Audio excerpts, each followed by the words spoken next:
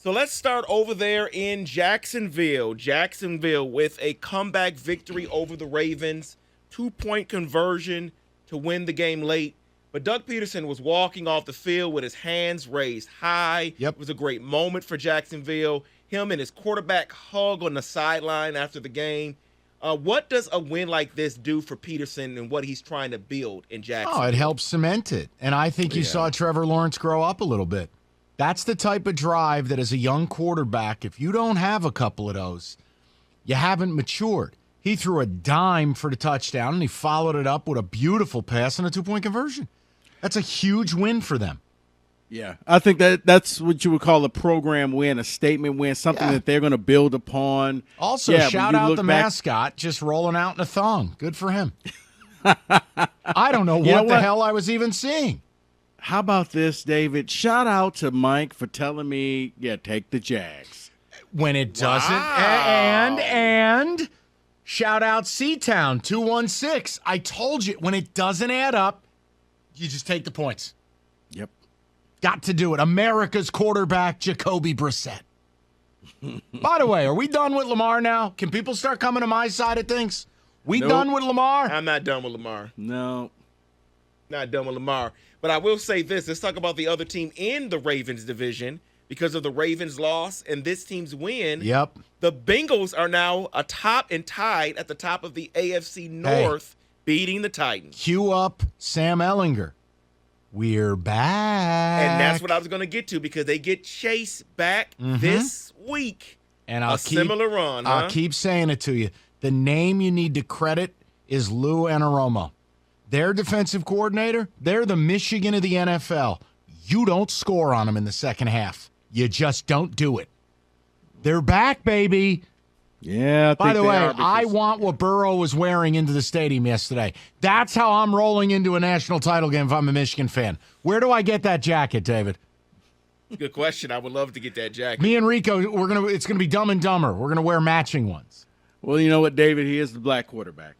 Yes, he is. Wow. Let's move over to a black quarterback. As frustration has boiled over in Denver, cameras caught defensive tackle Mike Purcell yelling at Russell Wilson as he left the field. Screaming in his face is more accurate. It was amazing to see. I love it. But will this go down as one of the worst trades and signings in NFL history? I think so. There's a reason Seattle didn't want to give him the extension. And this ownership group, the Walton Penner Group, did not pay him. The previous group did. So you've given up the capital, you've given up money, and Russ turned into a pumpkin. He looks out of shape. He looks lost. He's always been a straight weirdo. And his new team looks at him and goes, yep, we want this guy dead. Yeah, I'd say it's got all the earmarkings of a bad trade. Yeah, a really bad trade, especially when you see that Seattle is flourishing without him, and now you see why they didn't want him. David, flourishing? Well, they're doing a whole lot better than everybody thought. I thought they were going to be up for like the top pick David, of the they're draft. going to be a playoff team. Christ.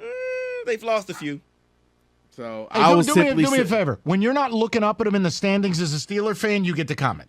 Had enough of your attitude, mister. Yeah, but this trade probably Greg's right up there with the Herschel Walker thing. Think about this. If you're the Walton Penner Group, you're worth over $60 billion. What if you just paid Russ to leave just to get him out of your facility? Yeah, there's a cap, though. They got to... No, you just deal with the dead money. That him not being there is worth more than him strangely eating a sub. That'd be bold. No, but it's 31. I just saw the thing. It's $31 million, or you could pay 106. Man, just realize you made a mistake and move on today rather than admitting you made a mistake 3 years from now. That's right. I tell you this, Russell Wilson his agent deserves a great Christmas gift. You know what? Honestly, I think his wife deserves one. Probably. Because she puts up with this weirdo. I was about to say, be respectful. I am being respectful. She married a weird guy. Why can't I say he's weird? He is, in fact, weird. I didn't know where you were going with this. It's no different than saying Russell Wilson's black or Russell Wilson has a nice smile. These are all things that are true. He's Mike, a weirdo. I I just didn't know where you were going with this. I am that's not all. insulting the man's nuptials. I'm just saying she's a saint because he's a weirdo. Let's ride. This is one. But if I'm Denver, I would actually consider just go ahead and taking the cap hit and just, you know what? You're already bad.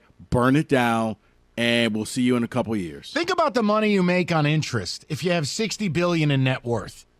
What the? They won't even notice the $200 million's gone. Just get him out of here. I would actually attach a first-round pick to him. I would staple it to his ass, and I would get him out of town. Send him FedEx to somebody. Russ, get in the box. There's holes poked in it. You can breathe. Get out. Yeah, don't say that because then you'll hear, wait, the Lions could have 3 first-round picks. No. Let's ride. You don't want that. No, you don't want that at all. But let's Let's talk ride in a Ford. Another quarterback that should be sent packing. We got to see Jordan Love. Haven't seen him on the field in a long time. What a blessing. He led 2 scoring drives. Christian Watson's 65-yard touchdown, which it was really him doing it, and then a field goal at the end of the game. Is it just time, no matter if he's healthy or not, just sit Rodgers the rest of the year? Probably. I mean, they're toast. They're not making the playoffs. The guy's 100. He's got a broken thumb. He's also another weirdo. Yeah, play Love, tank it out, see what you got, get the best pick you can. I don't have a better answer. They're a dumpster fire. Yeah, they are. I mean, David, this is all you have. Yeah, you might as well just because now you'll know whether Love is your quarterback of the future or if you need to go out and draft a quarterback.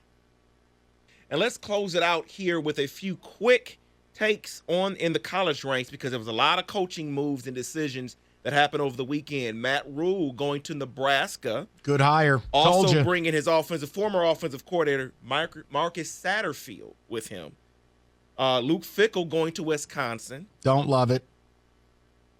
What about you, Rico? You like that move? I do. I think it shocked me that Wisconsin left Jim Leonard because I thought that was going to be the guy. But Fickell is a Midwest guy, so he knows how to get the players from this area, and that's basically what Wisconsin is. They don't go outside that Wisconsin blueprint. They just want the Midwestern people, and Fickell fits. And then real quick, a couple more. David Shaw leaving Stanford. Good for him. And then this one just coming in. Auburn is finalizing a deal to hire Liberty coach Hugh Freeze.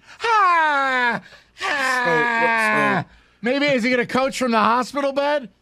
I forgot about that. Are you kidding me? Yeah, that's the breaking news. So let me get this straight. Hold on. Oh, Mike, let me get this straight. So Hugh Freeze and Bruce Pearl at the same school at the same time. You know what? If you're Auburn, you get what you deserve.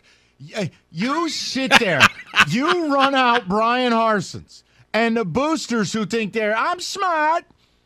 You decided we're hiring Joey Escort, Hugh Freeze. You know what? Sir. You get exactly what you deserve. Think about that. Bruce Pearl, noted scumbag who was at Tennessee, and now this guy. Oh, by the way, Hugh Freeze signed an 8-year extension at Liberty 10 minutes ago. Yes, he did. You know what? I'm done. You just do whatever you want. Someone will need to explain to me how Deion Sanders wasn't the better hire. He did confirm today, Deion, that he got offered the Colorado job. No, I didn't say Colorado. Yes. I know what you're saying. But I didn't say some welfare program. I said Auburn.